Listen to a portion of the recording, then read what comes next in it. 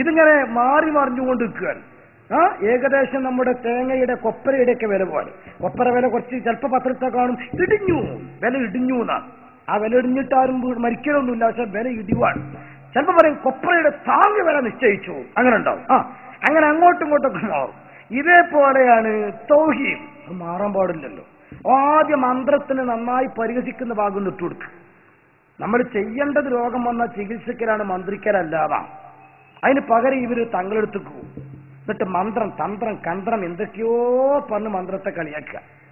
പിന്നെ പറഞ്ഞിട്ട് പറയുന്നത് മന്ത്രിക്കണം, രാത്രി സുഖമില്ലാതെ കുട്ടി ഉറക്കുന്ന എഴുന്നേറ്റാൽ ആയത്തിനെ കുറിച്ച് ചോദ്യം മന്ത്രിക്കണോ. ഇതിപ്പോ തിരിച്ചിതും പറയാൻ ആദ്യം മന്ത്രത്തെ എതിർത്ത് വന്നിട്ട് കേട്ടോളൂ. രോഗം വന്ന ഐക്കല്ല്, ഏലസ്, ഉറുക്ക്, മന്ത്രം, തന്ത്രം ഇതൊക്കെ ആരാ ചെയ്തുകൊണ്ടിരിക്കുന്നത്? റസൂല് പഠിപ്പിച്ചത് രോഗം വന്നാൽ നിങ്ങൾ ചികിത്സിക്കണം. തദാവൗ, നിങ്ങൾ ചികിത്സിക്കണം. ഫഇന്നല്ലാഹ ലം യൻസിൽ ദാൻ ഇല്ല അൻസല ലഹു ദവാ. അള്ളാഹു ഒരു രോഗം ഇറക്കിയിട്ടുണ്ടോ അതിന് പ്രത്യൗഷധവും ഇറക്കിയിട്ടുണ്ട്. ആ ഔഷധം കണ്ടിട്ട് ചികിത്സിച്ചാൽ ബരി അബീദിനില്ല, അള്ളാഹുവിന്റെ അനുമതി പ്രകാരം രോഗം സുഖപ്പെടുന്നതാണ്. അതിന് പകരം ഇവരെന്താ ചെയ്യുന്നത്? ഒരു തങ്ങളെടുത്ത് പോകും, അവിടുന്ന് ഒരു നൂല് ഒന്ന് കെട്ട്, ഒരു കെട്ട്, എന്നിട്ടൊന്ന് കയ്യിൽ കെട്ടും. അതെ, ഐക്കല്ല്, ഏലസ്, ഉറുക്കെന്നൊക്കെ പറഞ്ഞ് എന്താ അതിനകത്ത് ഉണ്ടാവുക? ഒരു കഷ്ണം കടലാസ് എടുത്തിട്ട് കുട്ടി ടൈം ടേബിളിന് വരയും പോലെ തെലങ്കും പലങ്കും വരയുക, അലിഫ് ലാമ് അലിഫ് റാ എന്നൊക്കെ എഴുതുക. എന്നിട്ട് ഹോമിയോപ്പതിക്കാരൻ ഗുളികപ്പൊതി മറിച്ചതായി മടക്കുക, എന്നിട്ട് മെഴുകിൽ പൊതിഞ്ഞ തുണിയിലാക്കുക, എന്നിട്ട് നൂല് ചുറ്റുക. ഇതാണ് ഐക്കല്ല്, ഏലസ്. അത് സ്വർണത്തിനുള്ളിലാക്കിയാലും വെള്ളിന്റെ ഉള്ളിലാക്കിയാലും കടലാസിനുള്ളിലാക്കിയാലും ഒക്കെ സാധനം ഇത് തന്നെയാണ്. കുഴിപ്പിടിച്ചാലും അതന്നെ, ബയറ്റുന്നോ കുടിച്ചാലും അതന്നെ, ഭർത്താവ് ഗൾഫിലുള്ളപ്പോ പ്രേമം പൊളിയാതിരിക്കാൻ കൊടുക്കണ ഐക്കല്ലും അതന്നെ, കാളവൂട്ടിന് പോകുന്ന പോത്തിന്റെ അരയിൽ കെട്ടണോ അതന്നെ, ഊർജ്ജമരത്തുമ്പോ കയറുന്ന ഇരിക്കാലിപ്പോത്തിന്റെ അരയിലും അത് തന്നെ. കണ്ട നിങ്ങള്? എന്നിട്ട് പറയലാണ് ഞങ്ങള് അഹ്ലുസുന്നത്ത് വൽ ജമാഅത്താണ്. ഞാൻ ബുഖാരി തെളിവുദ്ധരിച്ചിട്ടാണ് മന്ത്രത്തിനെ സമർത്ഥിച്ചത് എന്നല്ല, ഇസ്ലാഹി പ്രസ്ഥാനം വരുന്നത് വരെ കേരളത്തിൽ ഉണ്ടായിരുന്നു എന്ന് മലയാള പുസ്തകത്തിൽ നിന്ന് വായിച്ചു. ആ മന്ത്രത്തിനാണ് മന്ത്രം തന്ത്രം കന്ത്രം എന്ന് പറഞ്ഞിട്ട് പരിഹസിച്ചുകൊണ്ട് കളിയാക്കിയ. നന്നായി പരിഹസിച്ചു. എന്നിട്ട് ഒരുപാട് അയാൾക്ക് കിട്ടുന്നതൊക്കെ അയാൾ പറഞ്ഞു. വളരെ രൂക്ഷമായ ശൈലിയിലാണ് അയാൾ മന്ത്രത്തെ. അവിടെ ഇന്ന മന്ത്രം ഖുർആൻ എന്നുള്ള മന്ത്രമാണെങ്കിലും ഒക്കെ, നബി പഠിപ്പിച്ചാണെങ്കിലും ഒക്കെ, അങ്ങനെയല്ല. കാടടച്ചു വെടിവെച്ചു. മൊത്തത്തിൽ മന്ത്രത്തെ അങ്ങോട്ട് എതിർത്തു. ഇതിങ്ങോട്ട് എതിർത്തപ്പോൾ സ്വാഭാവികമായി നമ്മൾ തെളിവുദ്ധരിച്ച് പ്രസംഗിക്കാൻ തുടങ്ങി. മുജാഹിദ് പ്രസ്ഥാനത്തിൽ തന്നെ ഒരു ഭാഗത്ത് ജിന്ന് കയറിക്കൂടാൻ തുടങ്ങി. അങ്ങനെ ജിന്നുകളൊക്കെ കയറിയിട്ട് പ്രശ്നം ഉണ്ടാക്കാനൊക്കെ തുടങ്ങിയപ്പോൾ സുബ്ഹാനല്ലാഹ്, ഇത് ഇറങ്ങിപ്പോകണമെങ്കിൽ മന്ത്രം കൊണ്ടേ കഴിയൂ എന്ന് ഉറപ്പായി. അങ്ങനെ വന്നപ്പോ ഇതേ മൗലവി തിരിച്ചു പ്രസംഗിച്ചു. എന്താ പ്രസംഗം? അങ്ങനെ രോഗം വന്ന എന്താ ചെയ്യേണ്ടത്? മന്ത്രിക്കണം. എന്നിട്ട് നിസ്കാരത്തിന് ശേഷം തുടങ്ങിയില്ല മന്ത്രം. കേട്ടു നോക്കുമ്പം നല്ലൊരു തൊരീക്കത്തിന് ശൈഖ മാത്രം ദിക്റിന്റെ ഇജാസത്ത് അയാളിനെ കൊടുക്കുക. എന്നിട്ട് അവസാനം അയാളിനെ പറയുന്നുണ്ട്, രാത്രി ഒരു കുട്ടി പെട്ടെന്ന് ഉറക്കുന്ന നെറ്റിയോടും. എന്താണ് കുഴപ്പമെന്ന് പറയാൻ കുട്ടിക്ക് അറിഞ്ഞുകൂടാ. എന്താ ചെയ്യേണ്ടത്? കുട്ടീനെടുത്ത നജസ്ന്നൊക്കെ കഴുകി വൃത്തിയാക്കിയിട്ട് ആയത്തിൽ കുറിച്ച് എഴുതിയിട്ട് അങ്ങോട്ട് മന്ത്രിക്കണം. കുട്ടി അങ്ങോട്ട് ഉറങ്ങൊരു ഉറക്കുന്ന. ഇത് ഞാൻ പറഞ്ഞാൽ പറയും സുന്നികൾ അത് അനുകൂലമായതുകൊണ്ട് പറയാ.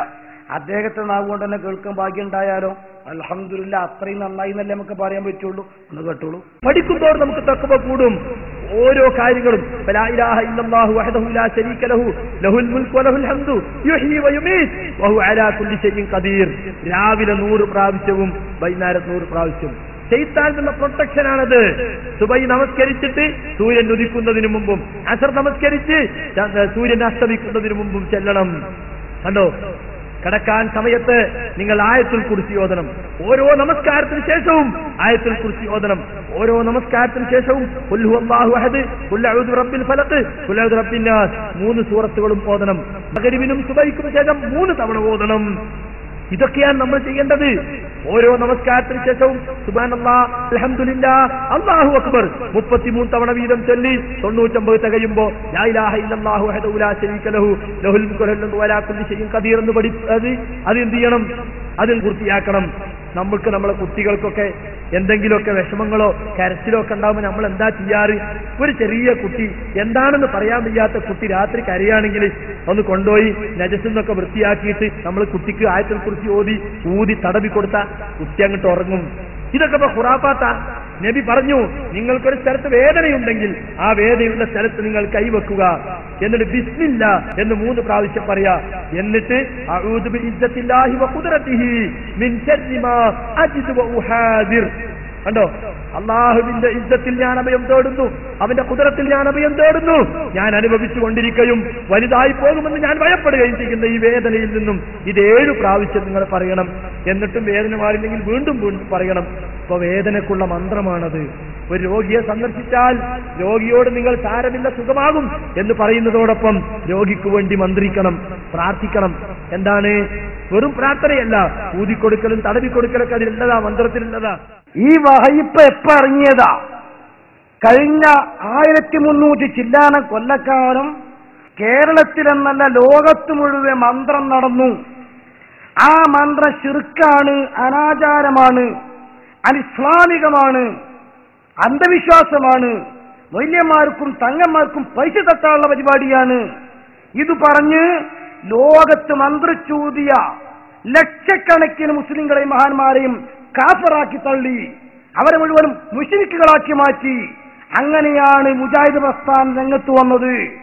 ആ രംഗത്ത് വന്ന മുജാഹിദ് പ്രസ്ഥാനം നീണ്ട 70 കൊല്ലം കേരളത്തിൽ അങ്ങോളം ഇങ്ങോളം നാക്കിട്ടടിച്ചതും പ്രഭാഷണ വേദികൾ സംഘടിപ്പിച്ചതും ജനങ്ങളെ പൊട്ടീസാക്കിയതും മന്ത്രം തെറ്റാണ്, അത് ശിർക്കാണ്, അത് കുറ്റമാണെന്ന് പറഞ്ഞുകൊണ്ടാണ്.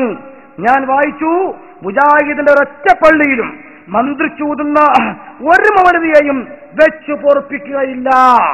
ഖുർആൻ ഓതുന്നാത്ത ഒരു ഒറ്റ പോലെയും പൊറപ്പിക്കൂല. 70 കൊല്ലം മുജാഹിദ് അത് പ്രസംഗിച്ച് പ്രവർത്തിച്ചപ്പോൾ ഇപ്പോൾ വഹാബികൾ തിരിച്ചു പറയുന്നു, എവിടെ നിന്ന് കിട്ടി നിങ്ങൾക്കിത്? മുജാഹിദ് മൗലവിമാർക്ക് വേണ്ടി കേസറ്റ് റെക്കോർഡ് ചെയ്യുന്നുണ്ടെങ്കിൽ ആ റെക്കോർഡ് ചെയ്യുന്നതോടൊപ്പം പ്രസംഗം കൂടി നല്ലോണം ശ്രദ്ധിക്കുക. എന്നിട്ട് ഇങ്ങനെ ആ കേസറ്റ് കൊണ്ടേ കൊടുക്കുമ്പോൾ ചോദിക്കുക, സംഗതി നിങ്ങൾ റെക്കോർഡൊക്കെ ഞങ്ങൾ പറഞ്ഞ് നിങ്ങൾ ചെയ്തു, ഓക്കെ, പക്ഷേ ഞങ്ങൾക്കൊരു സംശയമുണ്ട്, നിങ്ങളുടെ പ്രസംഗം തന്നെ അത് മുമ്പിട്ടു, ഇപ്പൊ ഇത് വിട്ടു, ഇത് ഏത് അടിസ്ഥാനത്തിൽ അങ്ങക്ക് ജിബിരിയിലൊക്കെ വന്നു ഒന്ന് ദയവ് ഇത് നിങ്ങൾ ചോദിക്കണം.